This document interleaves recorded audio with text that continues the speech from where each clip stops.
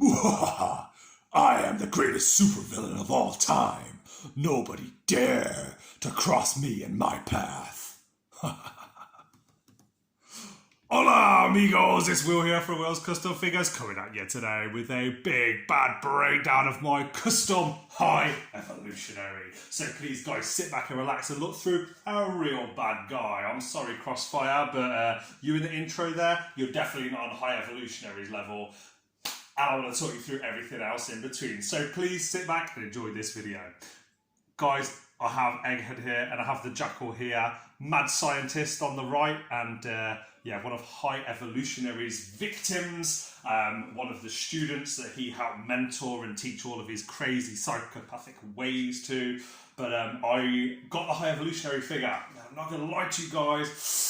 Felt very plastic to me, did not like it. Now this video is quite an old video. I have wanted to film this for an awful long time, but I haven't got around to it just because of work commitments and family commitments and things like that. But my son saw this weekend and just said, like, Dad, wow, why haven't you got this out of the box yet? As you can probably see, I have had it out of the box. I've had it out of the box quite a bit. I popped it back in just because I wanted to surprise him with it and show him how cool it looked. And I'm not going to lie, as somebody who spends a fair amount of money on Marvel Legends, I don't like to spend crazy amounts. I like to be intelligent with my money and clever with my money. And this figure was about £4, I think, something like that. Maybe £5 that I picked up in a game shop. And as you can see, I think that this figure, from what it looks like in here, is definitely worth more than that. But the original figure looked a lot more plasticky. And I know that if anyone wants to see the original figure, you'll see there's an awful lot of people complain about how plastic it looks and the lack of paintwork, dry brushing, detail and everything else.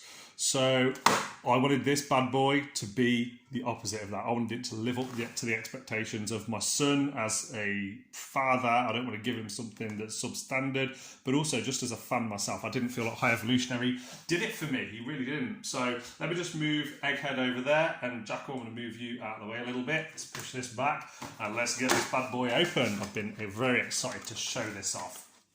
Comes with this nice little High Evolutionary card at the front. Do you know what? Fair play to Marvel. For anybody that hasn't seen this artwork is absolutely brilliant. Really do love it. I'm not going to show everyone all the details because you already know this, but there's the wave that it came with. I have Psycho Man and I'm going to customize him because I also feel a little bit let down with him. And yeah, cool looking stuff, cool looking concept for the figure. Not very well executed. I'll leave that in the background. There we go. And here he is. Oh yeah, looking cool. And for anybody that has watched this channel, oh, let's just zoom in. I really don't like having pins on my figures. So yeah, you might be able to see there's, I think this was a pinless figure already from my understanding, but there's little details that I always like to see in my figures. And I don't know if this is comic accurate, I have no idea. But one thing I do know is it's Will accurate. And that's what means everything to me. It comes with two different hands, as you can see. I'm just going to adjust the camera so I can really do a proper review on him and show you all the detail, time and effort that I've put in to make him look cool. Okay, here we go. Let's pop him out.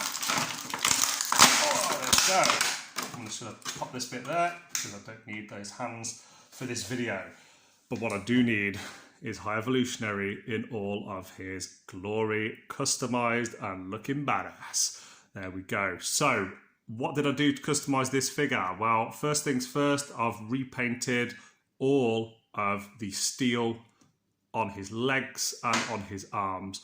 Really wasn't very impressed with the original paintwork. It just looked very plasticky.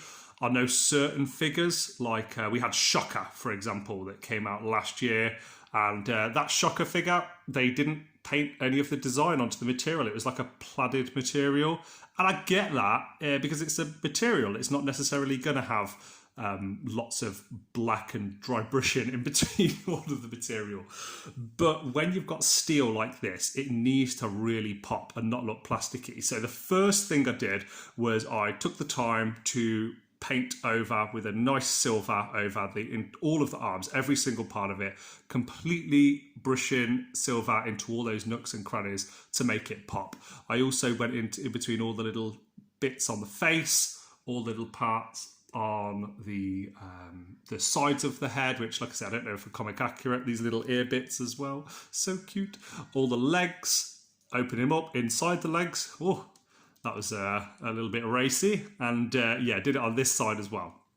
On the back, I've not really spent too much time with these circular silver parts here. Maybe if I was being a perfectionist I would, but then I say that and I'll give myself a little bit of credit. I've took the time to put a little bit of silver on this very small little detail on the back here. After doing that, it's then a case of dry brushing. So I've really spent a lot of time trying to just dry brush the hell out of this figure, and I'm so pleased with how it's turned out. It really does look, all of the black that's gone in between all the crevices, it's a time consuming ordeal doing that, but I'm very happy with how it's turned out. It looks like steel now. It looks like what's the word I'm looking for? I guess just sort of, it looks metal. It looks like something that somebody has designed or has been created rather than a piece of plastic. Little details I really wanted to do as well was adding in a different shade of red. This is actually either Vermilion Blood or Blood Red. It might be Vermilion Blood by Vallejo. And I've added that all the way around. It really helps pop some of the intricate details on here. I've done the same thing around the cuffs. It makes the hands look cooler. I don't know if you guys agree, but just seeing like this, what is it, sort of like a slightly magenta-ish plastic, that just doesn't appeal to me very much. And same with all this design around here as well. The silver, all these little dots here protruding through. Now this figure pops, man. And I'm not going to lie to you, this is not a figure I was excited to have in my collection previously when I originally opened it. I was very disappointed. Now, I'm just going to do a little bit of a zoom in onto the head. So I've blackened the eyes. That is the original colour for the eyes. I've not added anything special there, but I have blackened around them just to make him look a little bit more sinister. I've added a little bit of dry brushing into some of the crevices, like he's got his old man wrinkle lines all around his mouth and his face. As mentioned, all the silver in these little gaps, and then going for, it's a slightly harder process, but the same silver I painted this with, I did all these little sections on the top of the head. And what I did is, to make this really pop, like the shoulders and look in cohesion, I've then painted black towards the right and then blended that to the silver for each of these little rivets or, you know, separation parts that you can see here. And I think that it's really looks cool. I'm so happy with how that's turned out. And let me just pop him down and bring this video sort of to an end.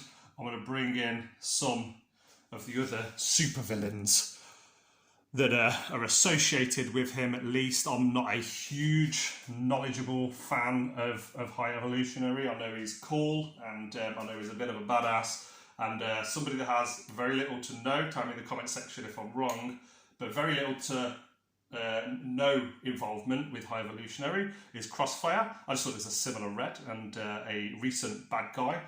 Here is my custom Jackal figure. For anybody that doesn't know, the Jackal, evil, dastardly Spiderman villain that he is, was actually, as mentioned at the start of the video, mentored and taught, and the High Evolutionary essentially created, I think it was like the, oh God, I'm trying to think, it's skipping my mind now, but he created the original Jackal, essentially, anyway. Now, really cool story. I love the Jackal. It's absolutely one of the coolest customs that I've made this year. I'm extremely happy with him. And then I just thought, as far as having a scientist, a crazy person in the video, I couldn't do this video without having Egghead in there as well. And guys, I really hope you've enjoyed this video. I certainly enjoyed making High Evolutionary. I was so pleased that my son enjoyed the outcome of this unboxing, and he got to see him in all of his glory. And please guys, like, comment, subscribe, let me know in the comment section below if you like this video. If you want me to kitbash and do up and repaint any other figures, I'd be more than happy to. This one has been a real treat. And next, onto Psycho Man. Very excited for that. I don't know what I'm going to do because that's such a plain looking figure. And I've seen a lot of people selling them online. But as mentioned, like, comment, subscribe, let me know in the comment section below what you think of this video. And Facebook, Instagram, and here on YouTube for 10 minutes now. Thank you for spending your time with me. I really appreciate it. And I can't wait to see you guys on the next video. Adios.